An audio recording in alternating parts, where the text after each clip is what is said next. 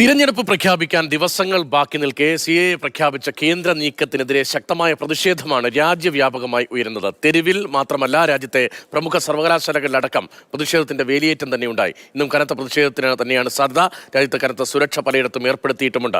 പൗരത്വ നിയമ ചട്ടങ്ങൾ നടപ്പാക്കുന്നത് സ്റ്റേ ചെയ്യണമെന്നാവശ്യപ്പെട്ട് മുസ്ലിം ലീഗ് സുപ്രീം കോടതിയെ സമീപിക്കും. അനൂപ് ദാസാണ് വിവരങ്ങളുമായി ഡൽഹിയിൽ ചേരുന്നത്.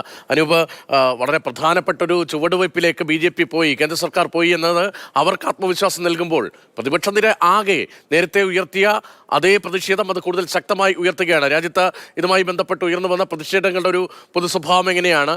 അസമിലെ ഹർത്താൽ എങ്ങനെ പുരോഗമിക്കുന്നു?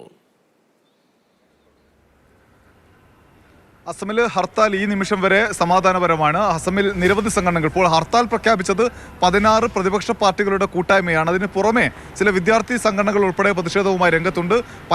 പലയിടങ്ങളിലും വലിയ പ്രതിഷേധ മാർച്ചുകൾ നടക്കുന്നുണ്ട്. ഇപ്പോഴും പൊതുമുതൽ നശിപ്പിച്ചാൽ ശക്തമായ നടപടിയെടുക്കുമെന്ന് രാഷ്ട്രീയ പാർട്ടികൾക്കും മറ്റു വിദ്യാർത്ഥി സംഘടനകൾക്കും പോലീസ് നിർദ്ദേശം നൽകിയിട്ടുണ്ട്. അസമിലും ബംഗാളിലും തമിഴ്നാട്ടിലും കേരളത്തിലും ആണ് ഇപ്പോൾ കാര്യമായ പ്രതിഷേധം രാജ്യത്ത് സജീവമായി ഉണ്ടായിരിക്കുന്നത്. ഡൽഹി ഉൾപ്പെടെ നേരത്തെ പ്രതിഷേധമുണ്ടായിരുന്ന 2019-ലും 2020-ന്റെ ആദ്യ ഘട്ടത്തിലും പ്രതിഷേധമുണ്ടായിരുന്ന ഇടങ്ങളിലൊക്കെ തന്നെ കർശന സുരക്ഷാ നിർദ്ദേശം നൽകിയിട്ടുണ്ട്. ഇന്നലെ രാത്രി ഷഹീൻബാഗിൽ പോലീസ് സമരം നടന്ന ഇടങ്ങളിലൂടെയൊക്കെ പോലീസ് മാർച്ച് പാസ്റ്റ് നടത്തിയിരുന്നു. ഇങ്ങനെ ശക്തമായ സുരക്ഷാ നിർദ്ദേശങ്ങൾക്കിടയിലും പലയിടങ്ങളിലും പ്രതിഷേധങ്ങൾ ഉയരുന്നു എന്നതാണ് കാണാൻ കഴിയുന്ന പ്രധാനപ്പെട്ട ഒരു കാഴ്ച. രണ്ടാമത്തേത്, ഇത് തെരുവിൽ മാത്രമല്ല പ്രതിഷേധമുയരുക, സുപ്രീം കോടതിയിലും ഇതിൻ്റെ ഒരു നിയമ പോരാട്ടം നടക്കുമെന്ന് വ്യക്തമായിട്ടുണ്ട്. ഇന്ന് തന്നെ ഹർജി ഫയൽ ചെയ്യാനാണ് മുസ്ലിം ലീഗിൻ്റെ തീരുമാനം.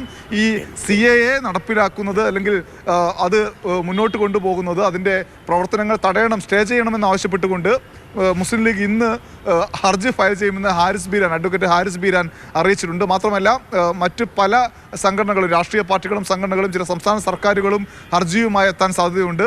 ബംഗാളിൽ തൃണമൂൽ കോൺഗ്രസ് ജനങ്ങളോട് പറഞ്ഞിരിക്കുന്നത് അക്രമാസക്തരാവരുത്, സമാധാനപരമായി പ്രതിഷേധിക്കുക എന്നുള്ളതാണ്. മാത്രവുമല്ല, ബംഗാളിലെ പലയിടങ്ങളിലും BJP പ്രവർത്തകർ ആഹ്ലാദ പ്രകടനവും സംഘടിപ്പിച്ചിരുന്നു ഇന്നലെ രാത്രി. അതിൻ്റെ തുടർച്ച ഇന്നുമുണ്ട്. എന്തായാലും വ്യാപകമായ ഒരു പ്രതിഷേധം രാജ്യത്ത് ഉടലെടുത്ത് തൊട്ട് മുൻപാണ് കേന്ദ്രത്തിന്റെ ഭാഗത്തുനിന്ന് വിജ്ഞാപനം ഉണ്ടാകുന്നത്. അതിന്റെ പ്രതികരണങ്ങൾ വിവിധ ഇടങ്ങളിൽ നിന്ന് വരികയാണ്. അനൂപ് ദാസാണ് ആ വിവരങ്ങൾ നൽകിയത്.